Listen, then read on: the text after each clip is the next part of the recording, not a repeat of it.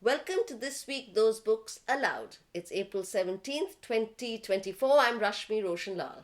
And I'm Michael Macy. There's some good news this week. Our community is just a few short of 9,000 subscribers in 107 countries. Wow, wasn't last week it was just 104 countries? Indeed, This Week Those Books is growing bigger, but nothing can be as big as this week's big story. What's that? India's jumbo election.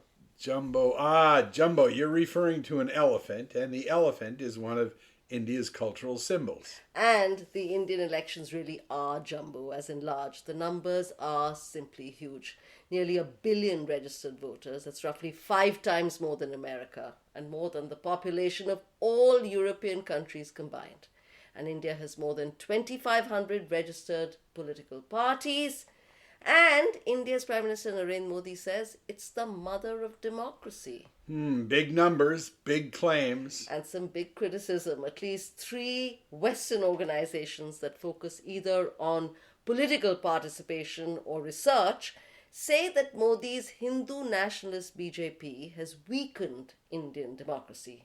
Some Indians agree, others don't. The BJP says the criticism is biased, quote, in favor of so-called liberal democracies in the West, unquote.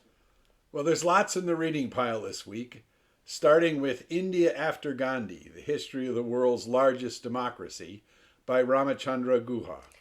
A highly readable account by one of modern India's most respected historians.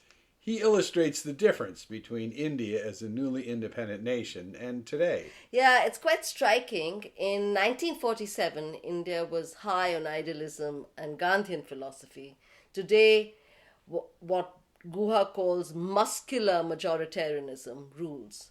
In India's early years, the leader of the sectarian Hindu group, the RSS, drew a mere 100,000 people to a Bombay rally to hear his ideas about establishing a Hindu theocratic state. Just days later, India's first Prime Minister, the fiercely secular Jawaharlal Nehru, drew 6 times as many people. But that was then.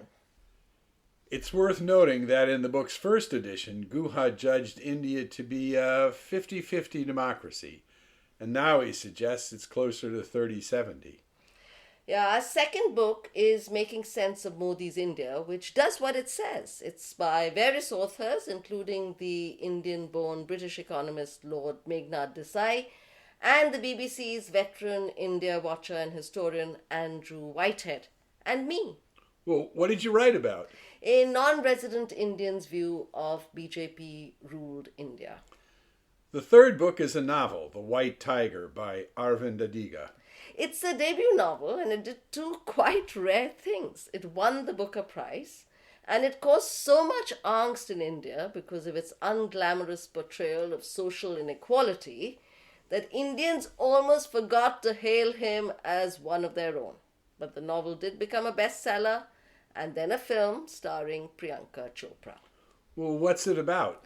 Balram Halwai, a man who starts life working in a tea shop like Prime Minister Narendra Modi, he struggles against the India of darkness, the one that blots out the poor, the provincial, the other.